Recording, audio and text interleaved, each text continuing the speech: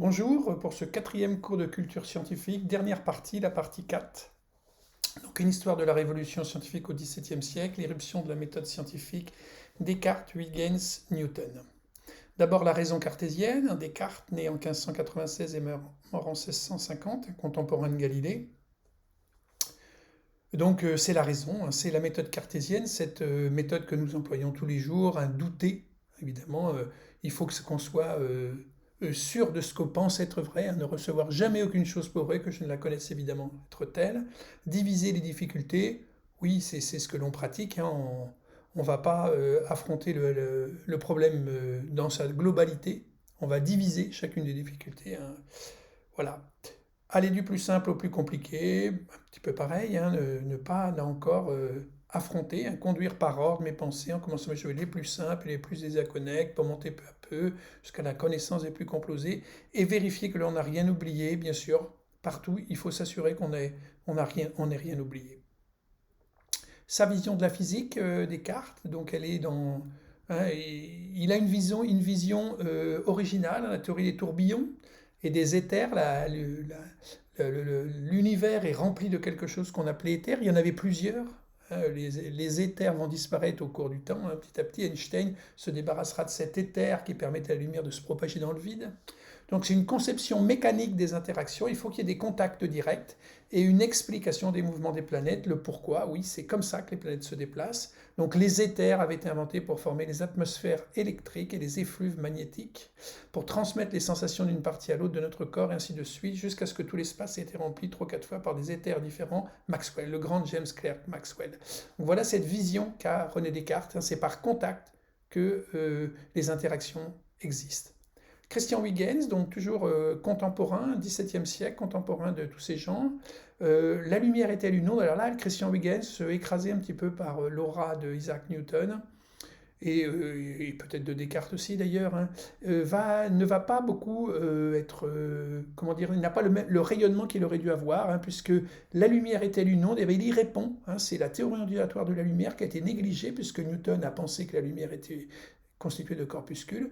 Donc cet homme a été un petit peu négligé, alors que sa théorie ondulatoire de la lumière est très moderne.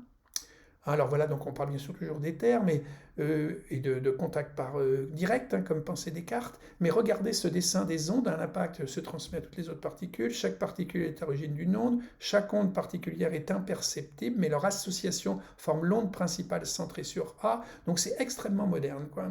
Et donc il va imaginer cette lumière comme une onde, ce qui reviendra, hein, au cours du 19e siècle. Alors bien sûr, Isaac Newton a la synthèse des lois de Kepler, les 3 lois de Kepler, hein, qui parlent du ciel et de la mécanique galiléenne, hein, la loi de la chute des corps, la mécanique terrestre, on dit céleste terrestre, qui synthétisait donc par Isaac Newton, hein, la mécanique newtonienne ou la mécanique classique, un des plus grands livres de science, les principes mathématiques de la philosophie naturelle. Donc Newton est né en 1642, l'année de la mort de Galilée, et il est mort en 1727. Il a vécu assez longtemps, hein, puisque 58 plus 27, hein, il a vécu au-delà de 80 ans. On pourrait même dire peut-être qu'il a vécu 85 ans, si je ne me trompe pas. Au départ, l'histoire avec Newton, donc c'est l'histoire d'un prix offert en réponse à une question. Christopher Wren, grand architecte, mathématicien londonien, anglais, à l'origine de la cathédrale Saint-Paul à Londres, va proposer un prix en 1684, il a 52 ans cet homme, et la question, hein, il propose un prix pour une question, c'est en rapport avec le système du monde. Quelle est cette question? C'est prouver qu'une force dirigée vers le Soleil d'intensité inversement proportionnelle au carré de la distance suffit à expliquer les trajectoires des planètes. On voit apparaître, hein, la formule grand G, grand M, petit m sur D2, là derrière. Et 2 personnes vont se proposer pour avoir cette récompense. Récompense un livre d'une valeur de 40 shillings, c'est une belle somme à l'époque. Donc Edmund Halley, très jeune, 28 ans, observateur de la comète de Halley, qui est revenu en 1986. Hein. Et de l'autre côté, un technicien, plutôt un observateur, un expérimentateur, pardon, assistant du grand Robert Hall, grand scientifique, donc Robert Hooke. Donc tous les deux se proposent de trouver la solution à ce problème. Et ils ont 2 mois pour y répondre. Et ils vont perdre tous les deux. Enfin bon, disons que Edmond Halley va avoir le prix, mais un petit peu en mentant. Donc qu'est-ce qui se passe? Eh bien, on sait que le titulaire de la chaire de mathématiques à l'université de Cambridge, Isaac Newton, en 84, il a 42 ans, on pense qu'il a la réponse à cette question, mais il n'a pas publié. Donc Edmond Halley voudra en avoir le cœur net, il se présente à une entrevue, avec Isaac Newton au Trinity College, hein, où est en poste Isaac Newton. Et en fait, Isaac Newton, il semblerait qu'il soit dans un bon jour, parce qu'il a un caractère vraiment terrible, et il reçoit peu de gens, et il accepte ce jeune homme, Edmond Halley, qui lui pose la question, et il lui répond, effectivement, j'ai résolu le problème. Mais, dit Isaac Newton, je ne sais plus où j'ai rangé le document. Ah, Edmond Halley lui dit, écoutez, si vous le trouvez, vous ne pourriez pas me l'envoyer. Il ne lui parle pas du prix. Et en fait, on a ce manuscrit, hein, Newton va envoyer à ce jeune Edmond Halley eh bien, son travail, et effectivement, avec la démonstration qu'une force centrale implique la loi des airs, la deuxième loi de Kepler, hein, qu'il avait trouvée empiriquement, eh bien, dans la mécanique newtonienne, on démonte T au carré sur B au cube égale une constante. Donc c'est assez incroyable. Donc Newton aurait dû avoir le prix. Mais évidemment, c'est Edmond Halley qui va l'avoir, mais il va être redevable puisqu'il va lui redonner l'argent sous forme de la publication de son grand livre dont Newton ne veut pas parler. Un petit extrait de film, hein, donc sur le pari, effectivement, et puis bon, on peut critiquer ce film, je passe. En 65-66, une année exceptionnelle, ce qu'on appelle l'année miraculeuse.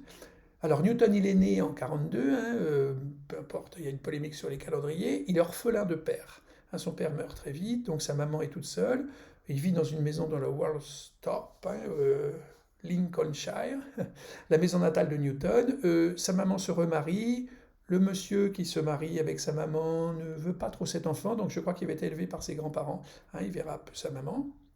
On est dans une période où nous, en Europe continentale, on vit les guerres de religion, la guerre de 30 ans, 18-48, entre Allemands protestants et, on pourrait dire, les pays du Sud catholiques. Et l'Angleterre, elle, après deux ans de révolution, c'est relativement calme en Angleterre, il y a la prospérité, tout va bien. Il y a eu une révolution avec Cromwell, hein, donc ça va être jusqu'à 1658. Donc on voit la décapitation du roi Charles Ier, donc il y a eu déjà une décapitation, nous avant 1789, hein, en Angleterre. Et puis après, une deuxième révolution, et le Parlement donc réussit à chasser Jacques II, appelle sur le trône un protestant de Hollande qui va devenir le roi d'Angleterre. Donc Newton va rentrer à Cambridge, il a 19 ans au Trinity College, il est extrêmement brillant. Tout le monde se rend bien compte qu'il est extrêmement brillant. Mais en 65, il a 23 ans, la peste fait rage à Cambridge, donc il doit se réfugier à la campagne, à Woolsthorpe, dans la maison familiale. La moitié de Londres est rayée de la carte à ce moment-là. Et c'est durant cette année qu'il va effectuer ses travaux fondamentaux en mathématiques, mécanique et en optique. Alors il dit, hein, au début de l'année 1665, je trouvais la méthode d'approximation des séries et la règle pour réduire la puissance d'un million quelconque à de telles séries. En mai de la même année, je trouvais la méthode des tangentes. En novembre, j'avais la méthode directe des fluxions. Et l'année suivante, en janvier, la théorie des couleurs. Donc on voit arriver le calcul différentiel intégral, là, puis la théorie des couleurs, la décomposition de la lumière blanche en couleurs. En mai suivant, je possédais la méthode inverse des fluxions, donc différentielle intégration. Et la même année, je commençais à penser à la gravité qui s'étend à l'orbite de la Lune. Tout cela arriva pendant ces 2 années de peste de 65-66, alors que j'étais dans la fleur de l'âge créatif, occupé par la mathématique et la philosophie, plus que je ne saurais jamais. La philosophie naturelle, ce sont les sciences à l'époque, ce sont des philosophes naturels. Le mot scientifique n'arrivera qu'à la fin du 19e. Le calcul différentiel intégral, donc voilà, les séries infinies, hein, il s'intéresse à la formule du binôme et il l'applique à des calculs d'air. Regardez ces calculs à gauche, hein, c'est assez incroyable. Les problèmes abordés à cette époque en mécanique sont essentiellement de 2 types. Hein. Une courbe étant donnée, il faut déterminer la tangente à l'un de ces points, ou il faut déterminer l'aire délimité par la courbe. Immédiatement après avoir découvert la série binomiale, Newton prend conscience d'un fait extraordinaire. Ces 2 types de problèmes sont inversés l'un de l'autre, tangente et aire. Le calcul d'une tangente met en œuvre l'opération de dérivation, tandis que le calcul d'une aire équivaut à effectuer l'opération inverse, c'est-à-dire déterminer une primitive, dont on fait une intégrale. C'est l'avènement du calcul différentiel intégral. Donc, comment il parvient à ce résultat, à ce théorème fondamental? Eh bien, il adopte une vision cinématique des grandeurs géométriques. Il les conçoit comme si elles étaient engendrées par un mouvement continu. Vous voyez l'influence de la mécanique, quoi. Par exemple, une courbe est considérée comme la trajectoire d'un point en mouvement, par exemple le point P. Les grandeurs géométriques sont appelées des fluentes, x, y, z, ça bouge. Les vitesses instantanées, taux d'accroissement, la vitesse c'est le taux d'accroissement de la distance parcourue, sont désignées par les termes fluxion, x point, y point, z point. On voit les dérivés arriver. Donc on voit le point P, hein, les tangentes. et la surface sous la courbe. Il désigne par un O un intervalle de temps infiniment petit. Pendant la durée infinitésimale notée O, le point P passe de P, le point P passe en P', d'un mouvement considéré comme rectiligne uniforme, ici. Donc il considère le mouvement comme tout droit. PP' est considéré comme un segment de droite. Ainsi, x.O est l'accroissement infinitésimal que subit l'affluente x pendant un intervalle de temps infinitésimal O. La pente de la tangente à la courbe en P est donnée par le rapport y.O sur x.O, c'est-à-dire y sur x. La dérivée. On considère maintenant le calcul de l'aire délimité par une courbe donnée. On imagine que l'aire z égale a, b et d est engendrée par le mouvement continu et uniforme du segment BD, qui représente l'ordonnée y de la courbe. Quelle est la fluxion de l'aire z? Eh bien, l'abscisse x est égale à AB flux à vitesse constante. Il désigne par un O un intervalle de temps infiniment petit. On considère le segment DK comme un infiniment petit. Le rapport entre l'accroissement de l'aire z pendant l'intervalle de temps infiniment petit O et la quantité x.O constitue une mesure de la fluxion de l'aire. C'est-à-dire que z égale à y que multiplie x.O sur x.O, c'est égal à y. Donc, conclusion, eh bien, la pente de la tangente en P est égale au rapport y.O sur x.O, c'est-à-dire y' sur x', la dérivée. Le théorème fondamental du calcul intégral est la fluxion, taux d'accroissement de la grandeur fluente, de l'aire z est égal à l'ordonnée y de la courbe. Les problèmes cinématiques sont ramenés à un calcul d'aire et de tangente pour un mouvement rectiligne. L'aire délimitée par la courbe de la vitesse en fonction du temps donne la distance parcourue à l'instant t. Et oui, v égale dx sur dt. Donc x égale l'intégrale de v dt. La pente de la tangente à la courbe représentant la distance parcourue en fonction du temps donne la vitesse à l'instant t. La vitesse, c'est dx sur dt, la distance. La loi de la gravitation universelle maintenant et les trois lois de la mécanique classique, Newton donne la solution au problème du mouvement des corps ainsi qu'une explication de la force qui les anime dans la plupart des cas. C'est la fameuse théorie de l'interaction instantanée, point d'interrogation, comment ça se transmet instantanément.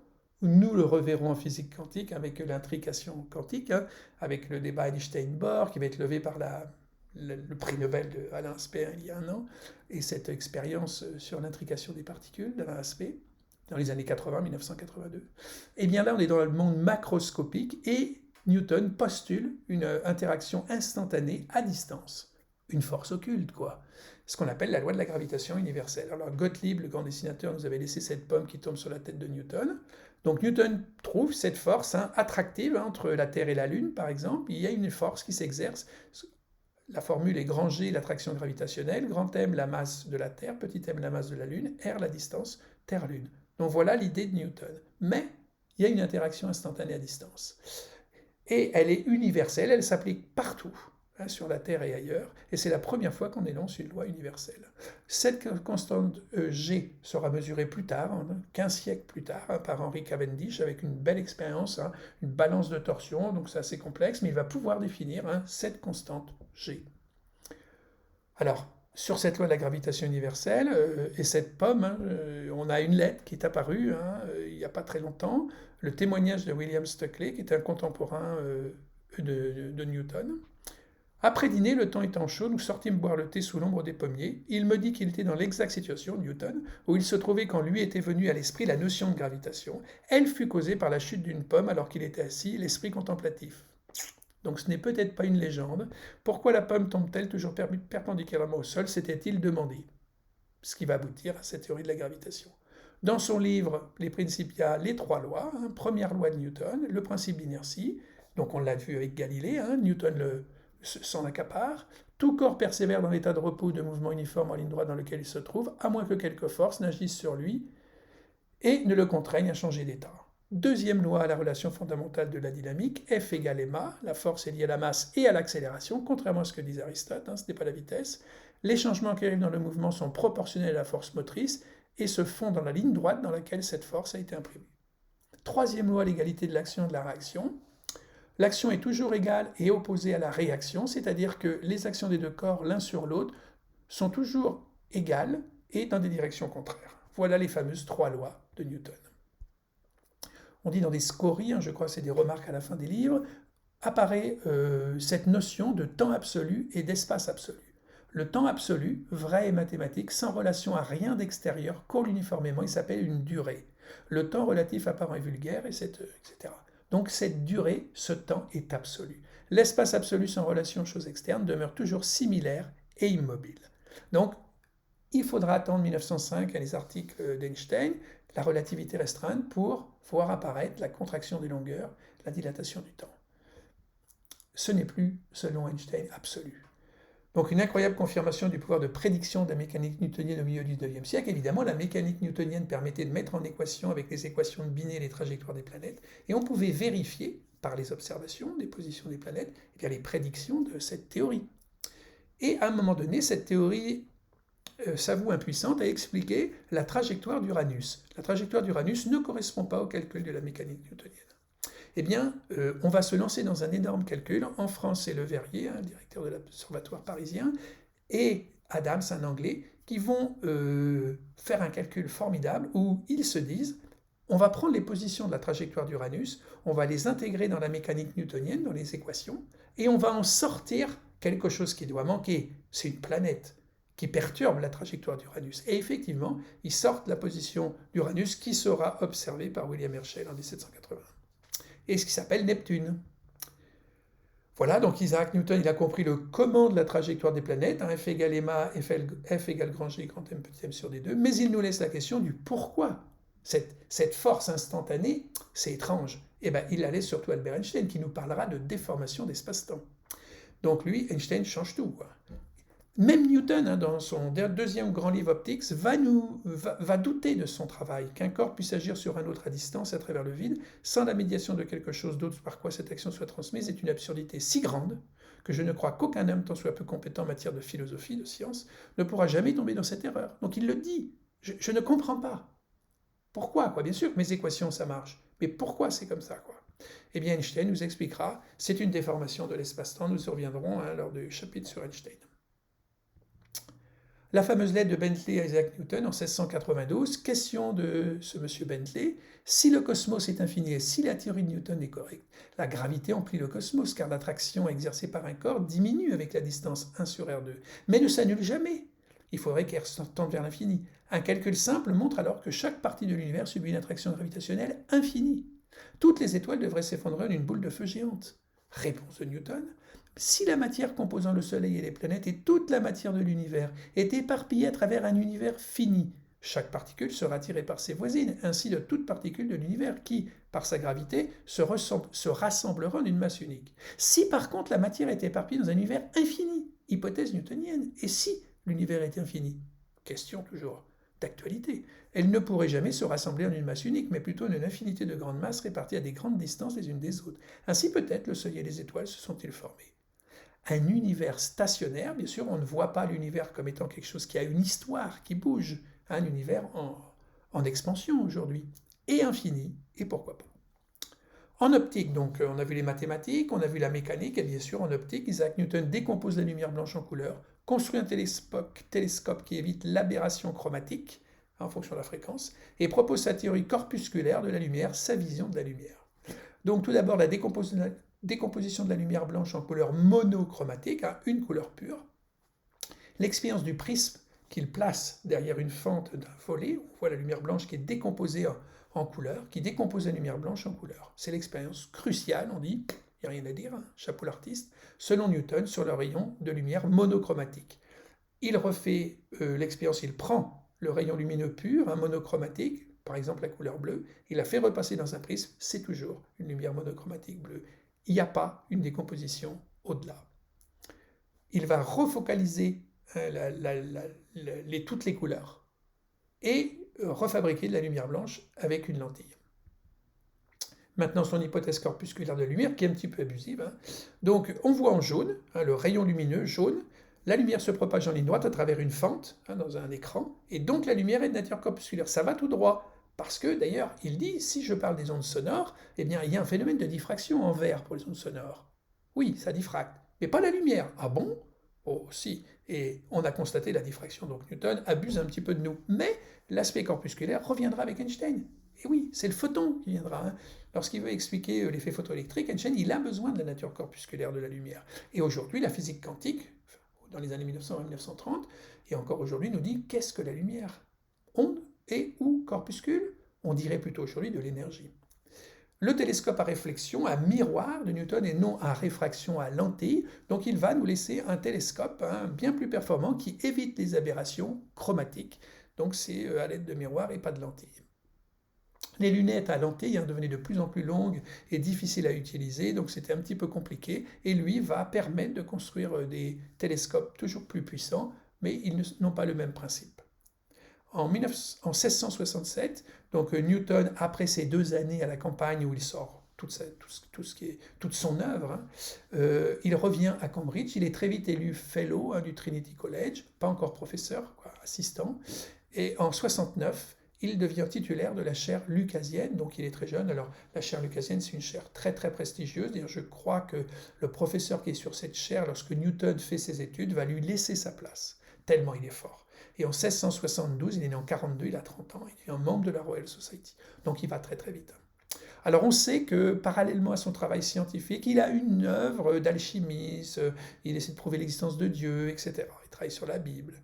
Alors d'où nous vient cette idée? Il y a une histoire d'une malle très célèbre, mi-juillet 36, une vente publique à Sotheby's à Londres, propose le contenu d'une malle pleine de manuscrits d'Isaac Newton. Qui l'achète? John Maynard Keynes, le grand économiste, et qui va mettre à disposition le contenu de cette malle auprès des historiens, et après sa mort, Keynes, et qu'est-ce qu'on va découvrir? Eh bien, qu'il a travaillé effectivement sur l'alchimie.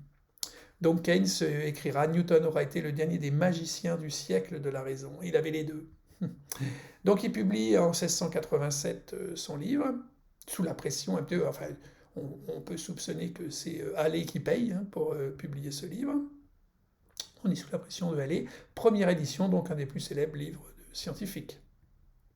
Donc en 89, Isaac Newton est élu au Parlement, il fait de la politique en tant que représentant de l'université de Cambridge. Et puis en 96, il le met gardien ministre de l'économie et déménage à Londres. Deuxième grand livre, 1704, Optics, donc là où il résume toute sa théorie de la lumière. En appendice, la première application complète du calcul des fluxions et complète le premier grand livre. En 5, il est anobli par la reine. Donc c'est là qu'on retient le propos philosophique d'Isaac Newton. Je n'avance aucune hypothèse. Qu'est-ce qu'il veut dire? Bien, dans les scolies, le scolie général qui conclut la seconde édition des Principia, Newton distingue les propriétés de la gravité, son intensité proportionnelle au produit des deux masses qui s'attirent inversement proportionnelle au carré de leur distance mutuelle, et elles sont déduites des phénomènes, des causes de la gravité. Donc les propriétés et les causes y séparent. En vérité, je ne suis pas encore parvenu à déduire des phénomènes la raison des propriétés de la gravité et je ne formule aucune hypothèse. Il ne s'expose pas. Il préfère garder la raison et ne pas formuler des hypothèses. En ouverture de la troisième et dernière édition, on trouve les 4 règles qu'il faut suivre pour philosopher, faire des sciences. 1. Il ne faut admettre de causes que celles qui sont nécessaires pour expliquer les phénomènes. 2. Les effets du même genre doivent toujours être attribués autant qu'il est possible à la même cause. 3. Les qualités des corps qui ne sont susceptibles ni d'augmentation ni de diminution et qui appartiennent à tous les corps sur lesquels on peut faire des expériences doivent être regardées comme appartenant à tous les corps en général. 4. Dans la philosophie expérimentale, les propositions tirées par induction des phénomènes doivent être regardées malgré les hypothèses contraires comme exactement ou à peu près vraies, jusqu'à ce que quelques autres phénomènes les confirment entièrement ou fassent voir qu'elles sont sujettes à des exceptions. Voilà. Isaac Newton meurt le 31 mars 1727. Donc on dit qu'il est mort très âgé. Des funérailles dignes d'un roi. Donc il est inhumé dans l'année de Westminster Abbey, aux côtés des rois d'Angleterre. Il y a un poète anglais qui a paraphrasé les premiers versets du livre de la Genèse pour chanter la gloire du savant disparu. La nature et ses lois se cachaient dans la nuit. Dieu dit que Newton soit, et la lumière fut. Donc vraiment, c'est quelqu'un d'extrêmement célèbre, Newton. C'est un des plus grands scientifiques de tous les temps, probablement. Voilà, merci, au revoir.